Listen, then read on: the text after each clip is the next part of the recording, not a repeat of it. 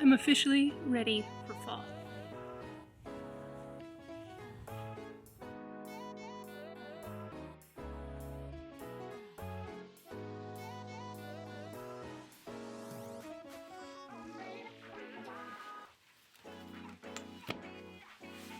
It's finally feeling like fall here in Colorado. So I wanted to take today's Bike Tip Tuesday and talk to you about my top tips for biking in the fall. Hey, I'm Arleigh with Bike Shop Girl, and on this channel, I am focused on helping you bike more and worry less. If that interests you, make sure to hit subscribe. All right, I just got home from my daily errands, dropping off kids, running to the bike shop, and I realized that I have been slowly adding to my daily biking kit over the last 2 weeks to be ready for fall, and I wanted to share with you what that looks like. So let's talk about biking and my actual bike. So my daily bike is one of 3 bikes, either cargo bikes and dedicated transportation electric bikes, and those come with nice wide tires, fenders, and lights. Now, my non-electric daily ride doesn't have any of those built-in stock. So I add fenders and lights to those bikes that I want to be able to ride year-round.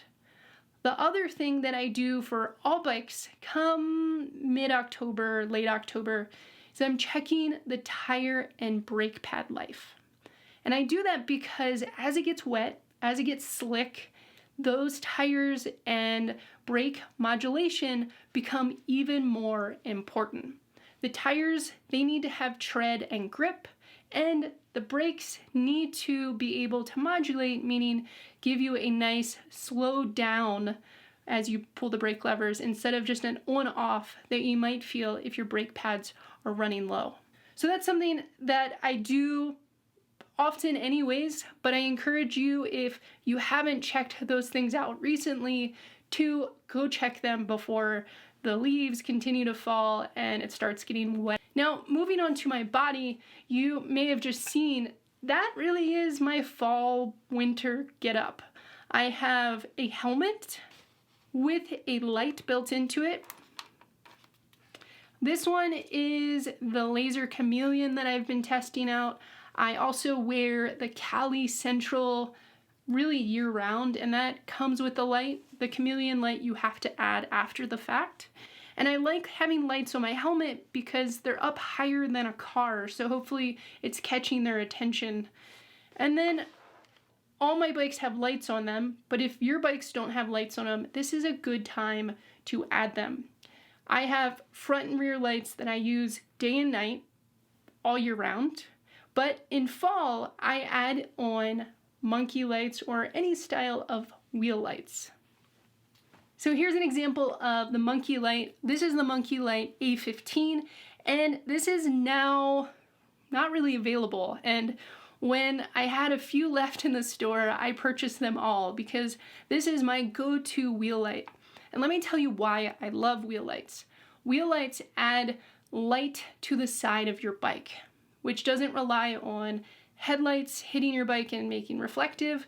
And it catches people's attention because being left or right hooked is one of the common ways of getting hit.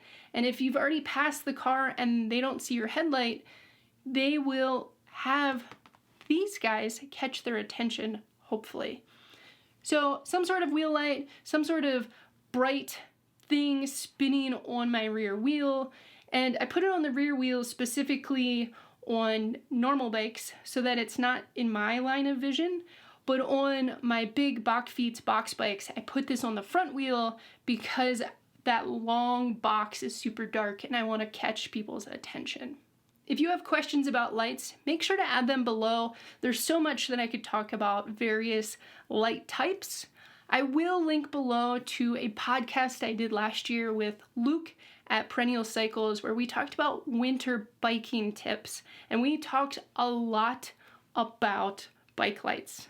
So check that out if you're interested in riding through the fall and into the winter. So we covered my bike, right? We have good tire life, good brake life, fenders, lights, maybe a light on your helmet, and wheels.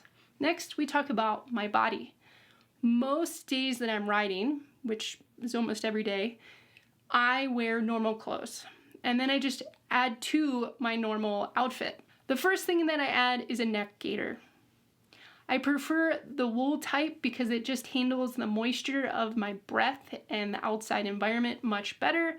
And I probably start adding these about 55 degrees. I know it's getting chilly when I add gloves. I know some folks that ride with gloves at 55 degrees, but I'm a big fan of some sort of glove that also has wind protection.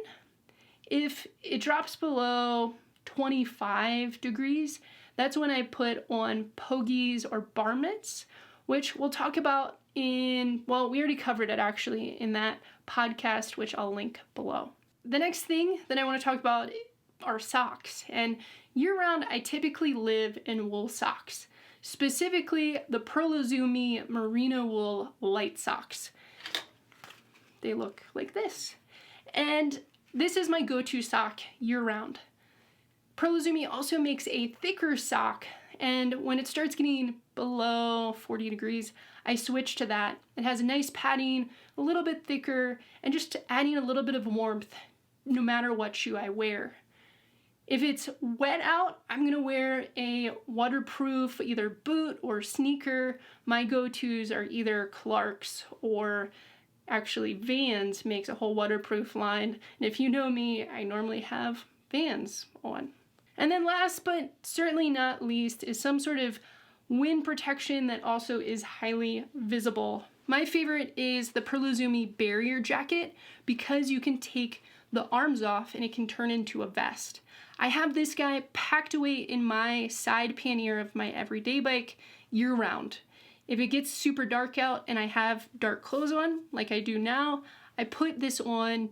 Even if it's hot out, I just put it in vest mode. And then this time of year, I'll put a sweatshirt or a merino wool sweatshirt or hoodie on, and then this guy.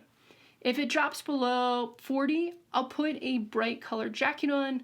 My go-tos right now are all from LL Bean. They're all super bright, waterproof, and you can easily layer with them. Those are my top tips for biking in the fall. I would love to hear from you. Make sure to add below in the comments your top tips. Everybody's gonna have something a little bit different, especially depending on what type of biking you do. Currently, I just ride around for transportation and then some recreation.